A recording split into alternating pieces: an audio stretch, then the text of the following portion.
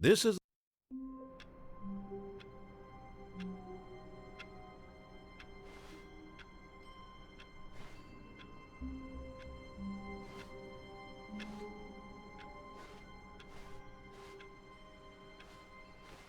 all of his co-workers were gone. What could it mean? Stanley decided to go to the meeting room. Perhaps he had simply missed a memo.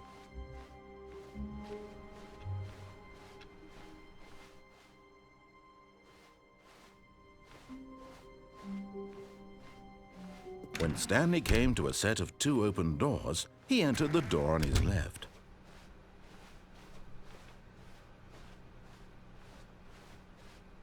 Yet there was not a single person here either. Feeling a wave of disbelief, Stanley decided to go up to his boss's office, hoping he might find an answer there. Coming to a staircase, Stanley walked upstairs to his boss's office.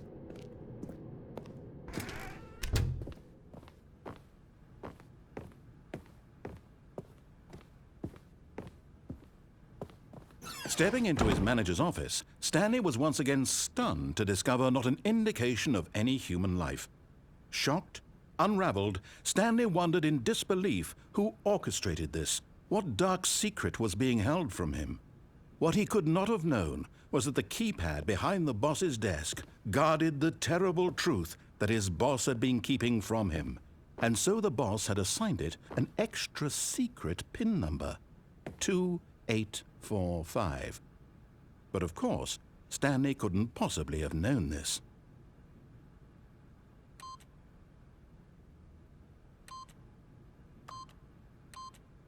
Yet incredibly, by simply pushing random buttons on the keypad, Stanley happened to input the correct code by sheer luck.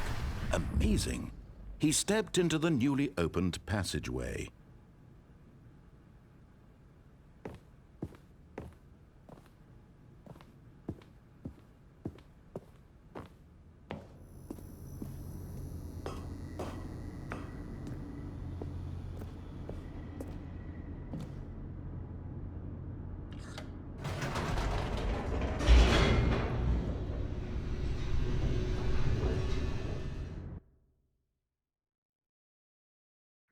Descending deeper into the building, Stanley realized he felt a bit peculiar. It was a stirring of emotion in his chest, as though he felt more free to think for himself, to question the nature of his job. Why did he feel this now, when for years it had never occurred to him? This question would not go unanswered for long.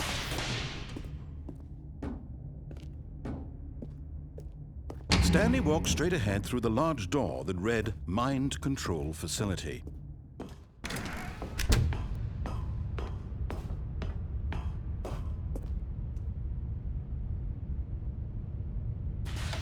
The lights rose on an enormous room packed with television screens. What horrible secret did this place hold? Stanley thought to himself. Did he have the strength to find out?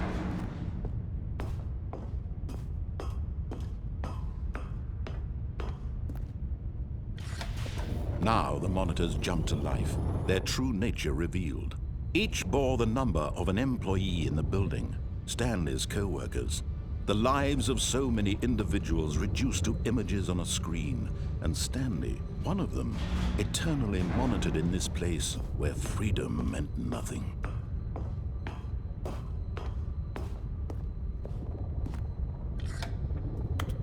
This mind control facility, it was too horrible to believe. It couldn't be true. Had Stanley really been under someone's control all this time? Was this the only reason he was happy with his boring job? That his emotions had been manipulated to accept it blindly? No, he refused to believe it. He couldn't accept it. His own life in someone else's control? Never! It was unthinkable. Wasn't it? Was it even possible? Had he truly spent his entire life utterly blind to the world? But here was the proof. The heart of the operation. Controls labeled with emotions. Happy, or sad, or content. Walking, eating, working. All of it monitored and commanded from this very place. And as the cold reality of his past began to sink in, Stanley decided that this machinery would never again exert its terrible power over another human life. For he would dismantle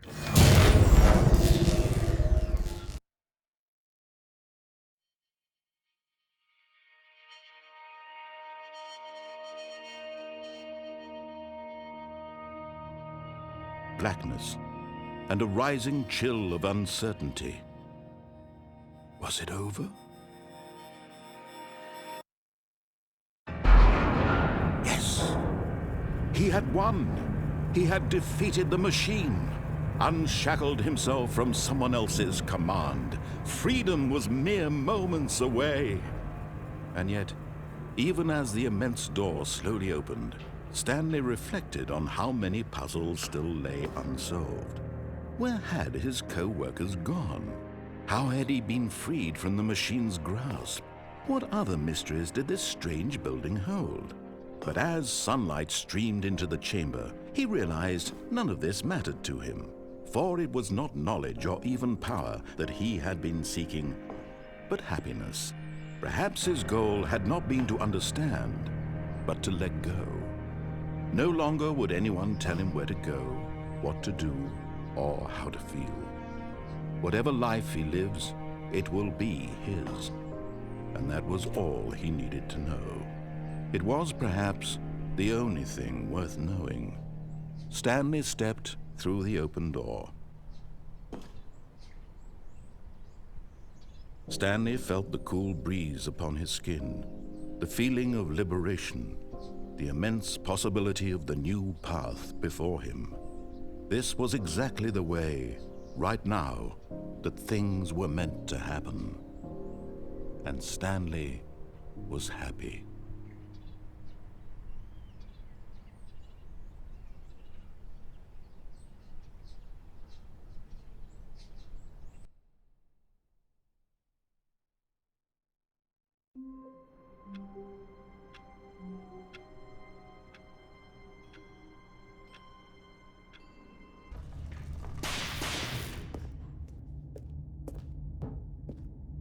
Stanley walked straight ahead through the large door that read Mind Control Facility.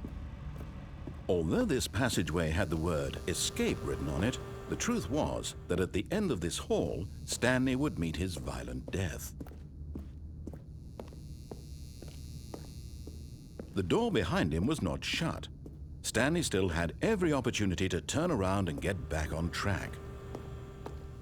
At this point, Stanley was making a conscious, concerted effort to walk forward and willingly confront his death.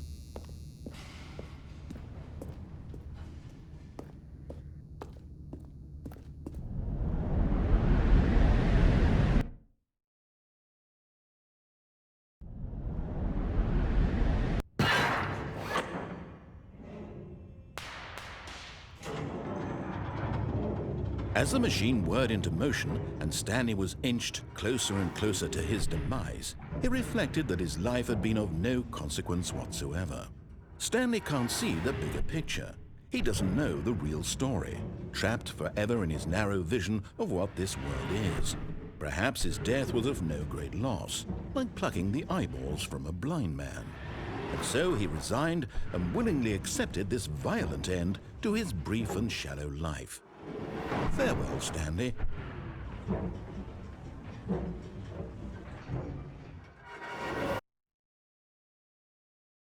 Farewell, Stanley, cried the narrator, as Stanley was led helplessly into the enormous metal jaws.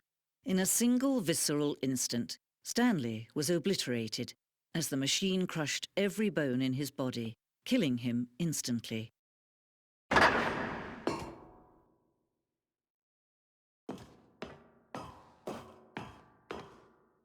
And yet it would be just a few minutes before Stanley would restart the game, back in his office, as alive as ever.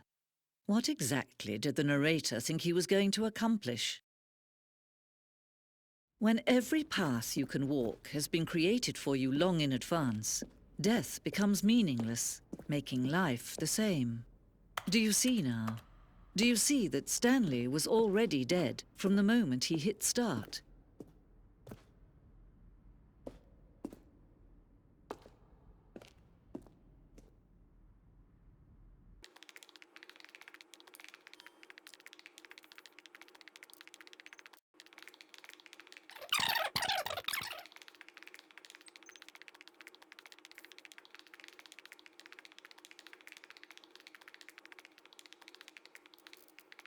To go up to his boss. Coming to a staircase, Stanley walked upstairs to his boss's office.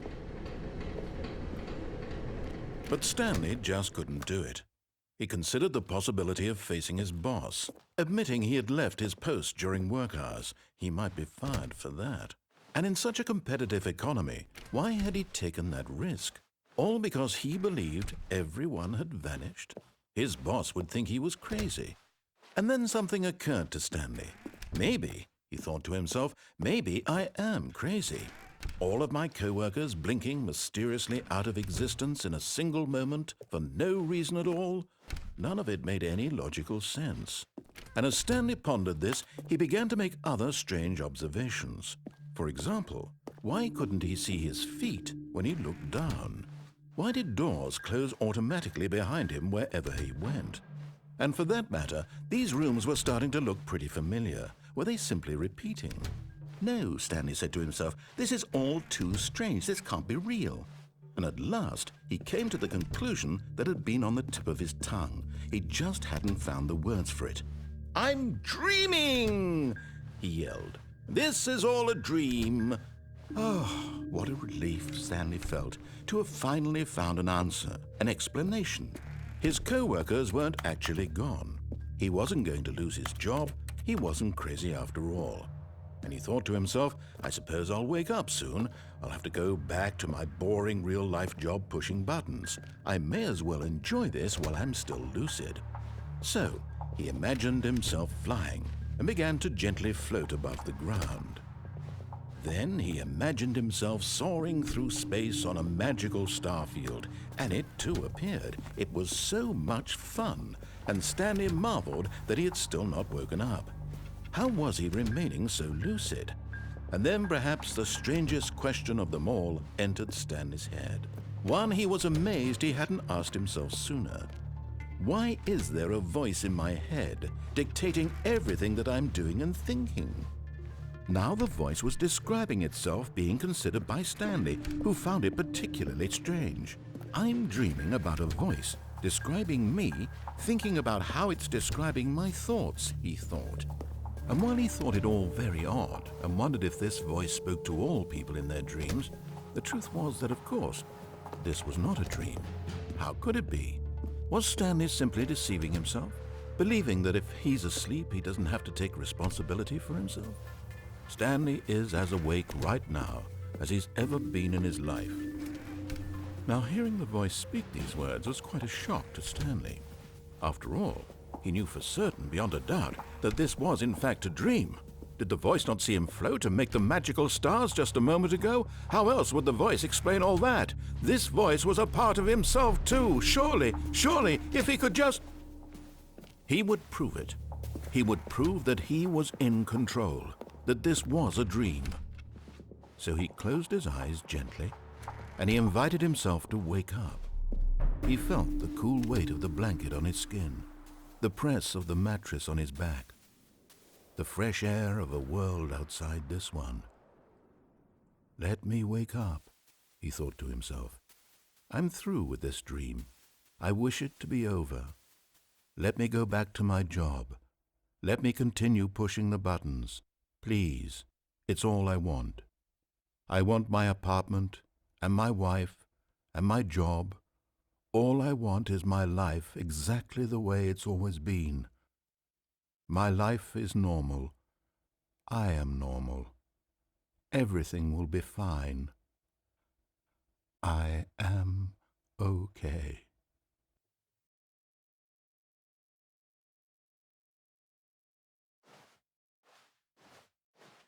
Stanley began screaming. Please, someone, wake me up. My name is Stanley. I have a boss. I have an office. I am real. Please, just someone tell me I am real. I must be real. I must be. Can anyone hear my voice? Who am I? Who am I? And everything went black.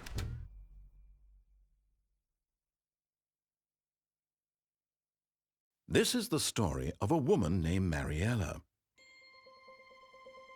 Mariella woke up on a day like any other. She arose, got dressed, gathered her belongings, and walked to her place of work. But on this particular day, her walk was interrupted by the body of a man who had stumbled through town talking and screaming to himself, and then collapsed dead on the sidewalk. And although she would soon turn to go call for an ambulance, for just a few brief moments she considered the strange man. He was obviously crazy, this much she knew. Everyone knows what crazy people look like. And in that moment, she thought to herself how lucky she was to be normal. I am sane. I am in control of my mind. I know what is real and what isn't. It was comforting to think this, and in a certain way, seeing this man made her feel better. But then she remembered the meeting she had scheduled for that day, the very important people whose impressions of her would affect her career, and by extension, the rest of her life. She had no time for this, so it was only a moment that she stood there, staring down at the body. And then she turned and ran. Stanley came to a set of 2 open doors. This was not the correct way to the...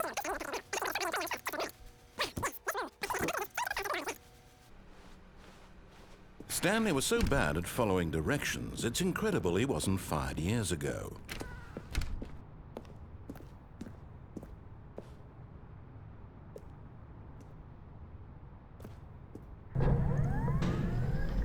Look, Stanley, I think... But in his eagerness to prove that he is in control of the story and no one gets to tell him what to do, Stanley leapt from the platform and plunged to his death. Good job, Stanley. Everyone thinks you are very powerful. Years ago. Look, Stanley, I think perhaps we've gotten off on the wrong foot here. I'm not your enemy, really, I'm not. I realize that investing your trust in someone else can be difficult, but the fact is that the story has been about nothing but you all this time. There's someone you've been neglecting, Stanley. Someone you've forgotten about. Please, stop trying to make every decision by yourself. Now, I'm not asking for me, I'm asking for her. This is it, Stanley. Your chance to redeem yourself, to put your work aside, to let her back into your life. She's been waiting.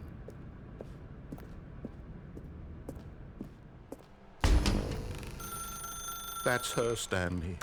You need to be the one to do this, to reach out to her. If you can truly play...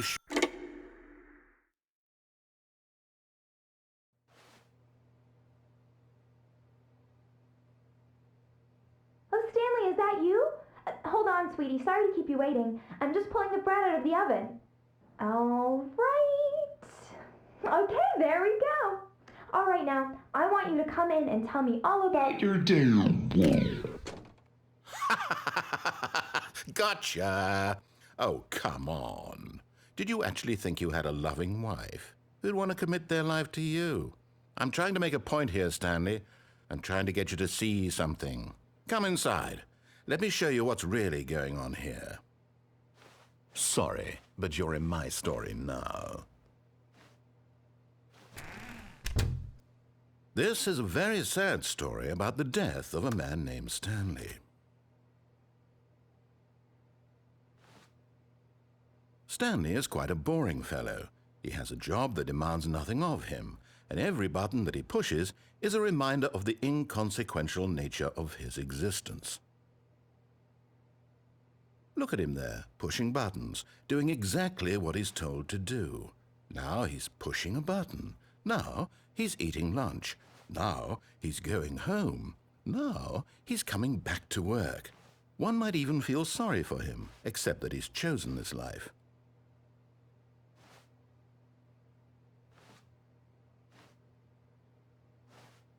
But in his mind, he can go on fantastic adventures. From behind his desk, Stanley dreamed of wild expeditions into the unknown, fantastic discoveries of new lands. It was wonderful, and each day that he returned to work was a reminder that none of it would ever happen to him. And so he began to fantasize about his own job. First, he imagined that one day while at work, he stepped up from his desk to realize that all of his co-workers, his boss, everyone in the building had suddenly vanished off the face of the earth. The thought excited him terribly. So he went further. He imagined that he came to 2 open doors and that he could go through either. At last, choice. It barely even mattered what lay behind each door. The mere thought that his decisions would mean something was almost too wonderful to behold. As he wandered through this fantasy world, he began to fill it with many possible paths and destinations. Down one path lay an enormous round room with monitors and mind controls. And down another was a yellow line that weaved in many directions. And down another was a game with a baby. And he called it the Stanley Parable. It was such a wonderful fantasy, and so in his head he relived it again, and then again, and again, over and over, wishing beyond hope that it would never end, that he might always feel this free. Surely there's an answer down some new path, mustn't there be? Perhaps if he played just one more time. But there is no answer. How could there possibly be? In reality, all he's doing is pushing the same buttons he always has. Nothing has changed. The longer he spends here, the more invested he gets, the more he forgets which life is the real one. And I'm trying to tell him this, that in this world he can never be anything but an observer, that as long as he remains here, he's slowly killing himself. But he won't listen to me. He won't stop. Here, watch this. Stanley, the next time the screen asks you to push a button, do not do it.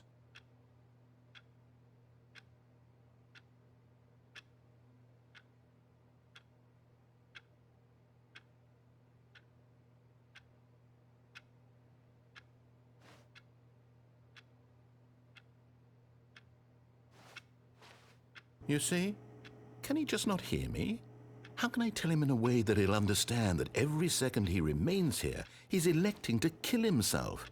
How can I get him to see what I see? How can I make him look at himself? I suppose I can't, not in the way I want him to. But I don't make the rules. I simply play to my intended purpose, the same as Stanley.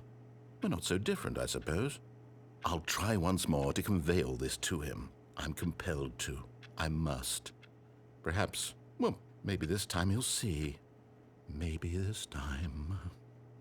And I tried again, and Stanley pushed a button.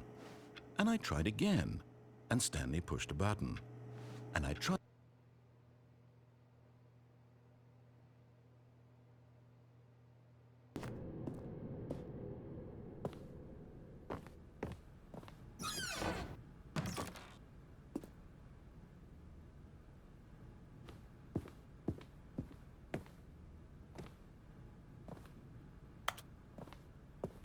The moment he entered his manager's office, Stanley froze in his tracks.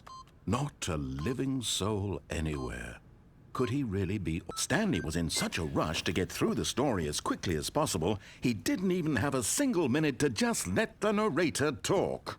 That kind of anxiety isn't healthy, so he relaxed for a few moments with some calming New Age music.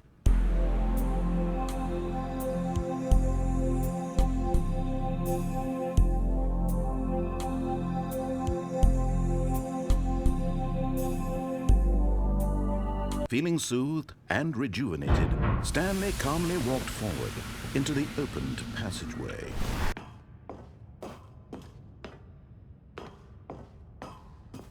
And when at last he found the source of the room... Oh, Stanley, you didn't just activate the controls, did you? After they kept you enslaved all these years, you go and you try to take control of the machine for yourself. Is that what you wanted? Control? Oh, Stanley... I applaud your effort, I really do. But you need to understand, there's only so much that machine can do. You were supposed to let it go, turn the controls off, and leave. If you want to throw my story off track, you're going to have to do much better than that. I'm afraid you don't have nearly the power you think you do. For example, and I believe you'll find this pertinent, Stanley suddenly realized he had just initiated the network's emergency detonation system. In the event that this machine is activated without proper DNA identification, nuclear detonators are set to explode, eliminating the entire complex. How long until detonation then? Let's say, 2 minutes. Now this is making things a little more fun, isn't it, Stanley? It's your time to shine. You are the star. It's your story now. Shape it to your heart's desires. Oh, this is much better than what I had in mind. What a shame we have so little time left to enjoy it. Mere moments until the bomb goes off. But what precious moments each one of them is. More time to talk about you, about me, where we're going, what all this means. I barely know where to start. What's that? You'd like to know where your co-workers are? A moment of solace before you're obliterated? All right, I'm in a good mood. You're gonna die anyway. I'll tell you exactly what happened to them. I erased them. I turned off the machine. I set you free. Of course, that was merely in this instance of the story. Sometimes when I tell it, I simply let you sit there in your office forever, pushing buttons endlessly and then dying alone. Other times, I let the office sink into the ground, swallowing everyone inside, or I let it burn to a crisp. I have to say this, though, this version of events has been rather amusing. Watching you try to make sense of everything and take back the control wrested away from you, it's quite rich. I almost hate to see it go. But I'm sure whatever I come up with on the next go-around will be even better. My goodness, only 34 seconds left. But I'm enjoying this so much. You know what? To hell with it. I'm going to put some extra time on the clock. Why not? These are precious additional seconds, Stanley. Time doesn't grow on trees. Oh dear me, what's the matter, Stanley? Is it that you have no idea where you're going or what you're supposed to be doing right now? Or did you just assume when you saw that timer that something in this room was capable of turning it off? I mean, look at you. Running from button to button, screen to screen, clicking on every little thing in this room. These numbered buttons, no, these colored ones. Or maybe this big red button, or this door. Everything, anything, something here will save me. Why would you think that, Stanley? That this video game can be beaten? Won? Solved? Do you have any idea what your purpose in this place is? Stanley, you're in for quite a disappointment. But here's a spoiler for you. That timer isn't a catalyst to keep the action moving along. It's just seconds ticking away to your death. You're only still playing instead of watching a cutscene because I want to watch you for every moment that you're powerless. To see you made humble. This is not a challenge. It's a tragedy. You wanted to control this world, that's fine. But I'm going to destroy it first, so you can't. Take a look at the clock, Stanley. That's 30 seconds you have left to struggle. 30 seconds until a big boom and then nothing. No ending here, just you being blown to pieces. Will you cling desperately to your frail life, or will you let it go peacefully? Another choice. Make it count, or don't. It's all the same to me, all a part of the joke. And believe me, I will be laughing at every second of your inevitable life from the moment we fade in until the moment I say, happily ever after.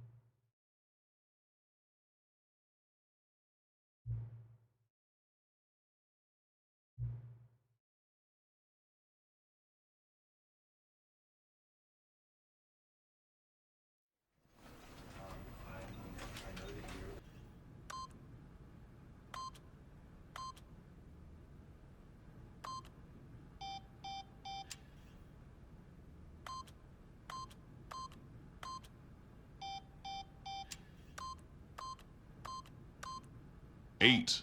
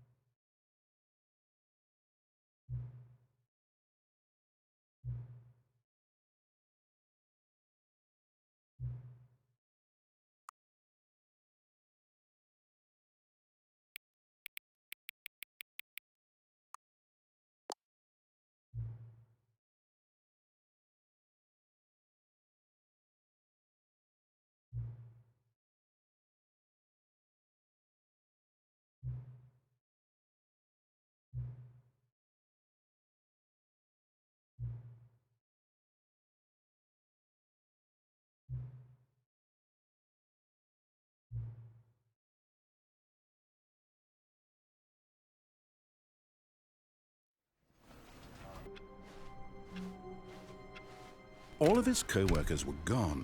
What could it mean? Stanley decided to go... Oh, please. Are you really just doing this for the trophy?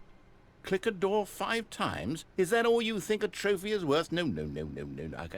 I can't just give these merits away for such little effort. A measly 5 clicks?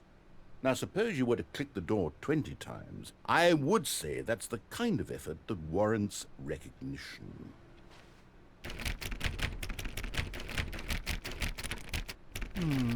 I have to say, I'm still not feeling the satisfaction of witnessing true effort for a noble cause. Perhaps 50 clicks will do it. Yes, almost certainly 50 clicks.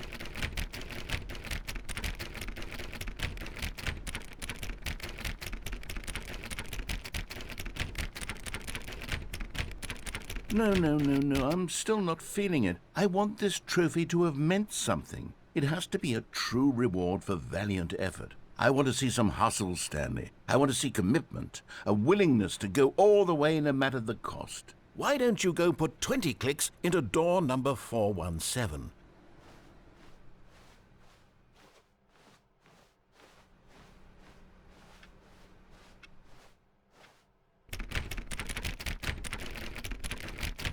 Oh, great. Now, go click a few times on door 437. Excellent. I think we're getting somewhere. Now, door 415. Let's give it 10 clicks or so.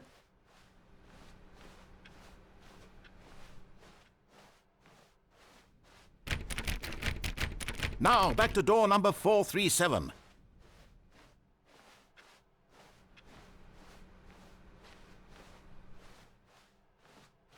Let's see. How about you click on, well, I don't know, the copy machine?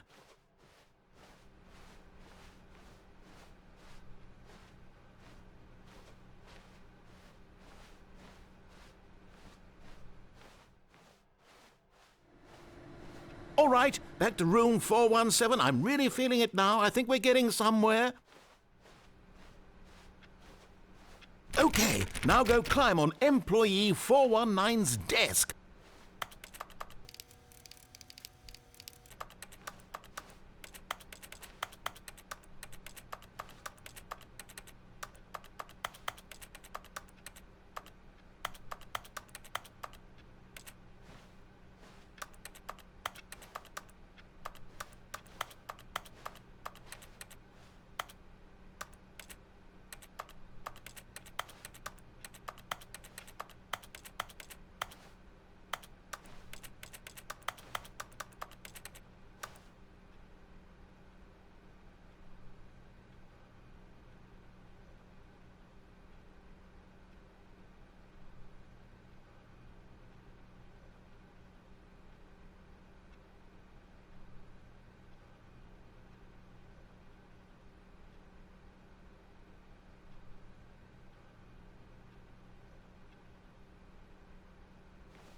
Yes! This is great! You're putting it all on the line, Stanley. I like that. All right, let's keep it up. Go give me a few clicks on door 416. We've almost got it! Now the copy machine, do that one again!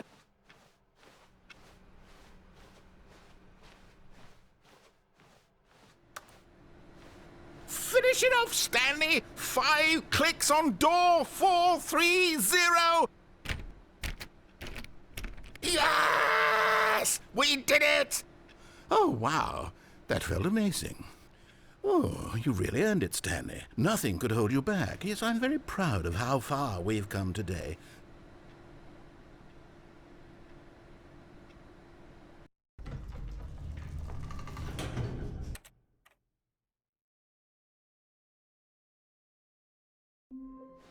All of his co-workers were gone. What could it mean? Stanley decided to go to... When Stanley came to a set of 2 open doors, he entered the door on his left.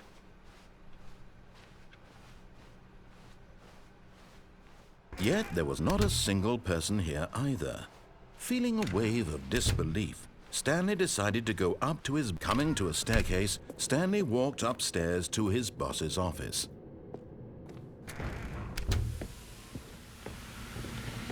Here's the door, just go.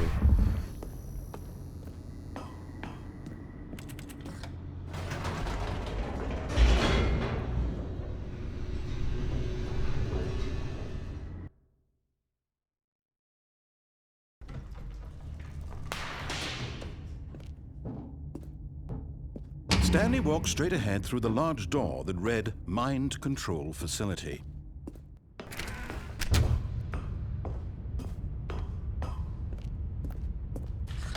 The lights rose on an enormous room packed with television screens. What horrible secret did this place hold? Stanley thought to himself. Did he have the strength to find out?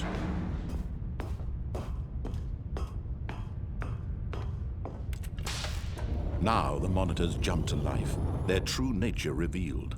Each bore the number of an employee in the building, Stanley's co-workers. The lives of so many individuals reduced to images on a screen, and Stanley, one of them, eternally monitored in this place where freedom meant nothing.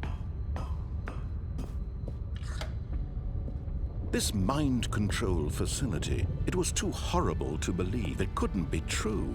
Had Stanley really been under someone's control all this time? Was this the only reason he was happy with his boring job? That his emotions had been manipulated to accept it blindly?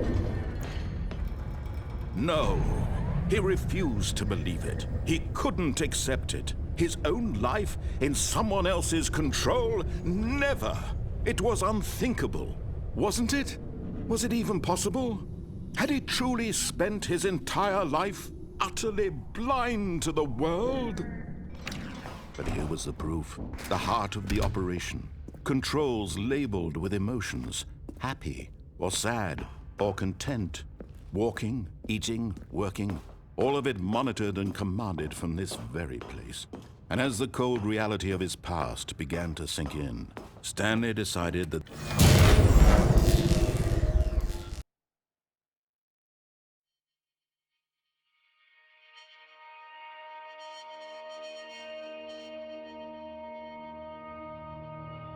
blackness, and a rising chill of uncertainty. Was it over? Yes! He had won! He had defeated the machine, unshackled himself from someone else's command. Freedom was mere moments away. And yet, even as the immense door slowly opened, Stanley reflected on how many puzzles still lay unsolved. Where had his co-workers gone? How had he been freed from the machine's grasp? What other mysteries did this strange building hold? But as sunlight streamed into the chamber, he realized none of this mattered to him, for it was not knowledge or even power that he had been seeking, but happiness. Perhaps his goal had not been to understand, but to let go.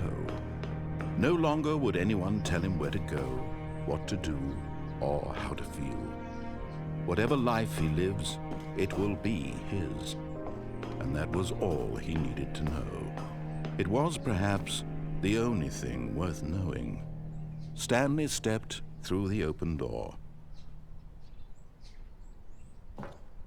Stanley felt the cool breeze upon his skin, the feeling of liberation, the immense possibility of the new path before him. This was exactly the way, right now, that things were meant to happen. And Stanley was happy.